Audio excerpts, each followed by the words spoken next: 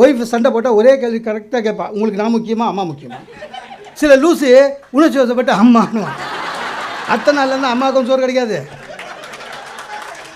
உனக்கும் கிடைக்காது. அப்படி சொல்லக்கூடாது, அறிவுபூர்வமாக யோசிக்கணும்.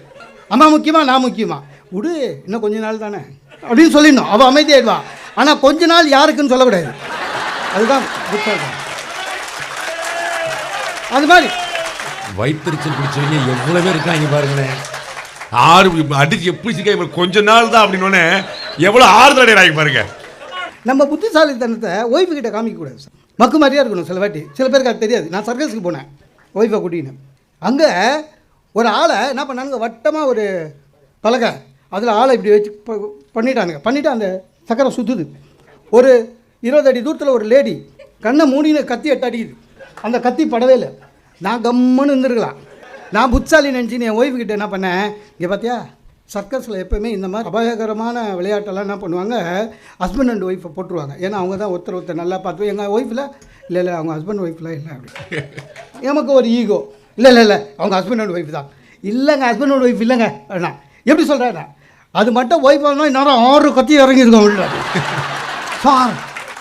அவள் சொன்ன வேகம். சில வாட்டி வீட்டுக்குள்ளேயே குடும்பத்திலேயேங்க ஆண்கள் சில வாட்டி உணர்ச்சி வசப்பட்டு பேசுவோம். சத்தியமாக பேசக்கூடாது, பேசவே கூடாது. பொய் வந்து ஆஃபீஸில் அழகாக சொல்லுவோம் சார். நம்மளை விட படித்தவன் மேனேஜர், நம்மளை விட எக்ஸ்பீரியன்ஸு, அவனையே பொய் சொல்லி ஏமாத்துறோம். வீட்டில் முடியலங்க சொதப்புவோம். அதுலேயும் பொய் சொல்லும்போது திக்குவானுங்க. பார்த்துக்கிட்டிங்களா, ஒருத்தங்க சாதாரணமாக ஞாயிற்றுக்கிழமை 10 மணி வரையும் தூங்குறவன் அந்த ஞாயிற்றுக்கிழமை காலையில் எழுந்து ஷேவ் எல்லாம் பண்ணின்னு ஃபஸ்ட் கிளாஸாக ட்ரெஸ் பண்ணி ஷூ போடுறான். ஒய்ஃபுக்கு தெரிஞ்சு போச்சு இவன் எங்கேயோ போகிறான்னு. ஆனால் அவங்க எவ்வளோ புத்தாலி தெரியுமா, என்னங்க எங்கே போகிறீங்க அப்படின்னு. இவனுக்கு வரல பொய். என்னைய கேட்ட என்னைய கேட்ட என்ன தான்டா கேட்டு.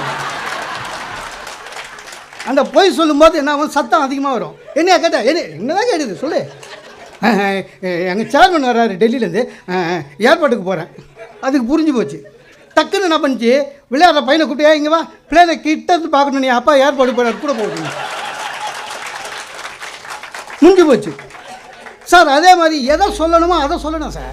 நிறைய ஆம்பளைங்களுடைய பெரிய மைனஸ் பாயிண்ட் என்னதுமா, ஒய்ஃபுக்கிட்டே தம்படி அடிப்பான். ஏன்டா ஒய்ஃபுக்கிட்டே சார் நான் மாட்டியிருக்கேன். ஒரு நாள் உற்சாகத்தில் என்ன பண்ணிட்டேன், என் வேல்யூ உனக்கு தெரியல, என் பே ஸ்லிப்பை மட்டும் எந்த பேங்க்கில் காமிச்சாலும் 10 லட்ச ரூபா பர்சனல் லோன் தருவான் அப்படின்னு. அது உண்மை. ஆனால் அதை தம்பட்டை அடிக்கக்கூடாது ஒய்ஃபுக்கிட்ட. சார் அந்த நாத்தியம் கரெக்டாக எங்கள் மாமனார் வந்து காலிங் பில் அடிக்கிறார் சார். பிறந்தா மாமனார் என்னம்மா என்ன பொண்ணில் மாப்பிட்ட சின்னவளுக்கு கல்யாணம் பண்ணலான்னு முடிவு பண்ணிட்டாங்க. யார் மச்சின்ச்சிக்கு.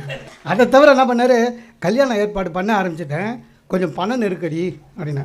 எவ்வளோ மாமாண்ணே 10 லட்சம் சொல்லிக்கிறா. இந்த ஆளுக்கு பர்சனல் லோன்லேயே 10 லட்சம் தரேன்னு ரூம் போட்டு யோசிப்பானுங்க. தெரியல இதெல்லாம் சார். கொடுத்துட்டேன் சார், வேறு வழியில் மாட்டிக்கணும்.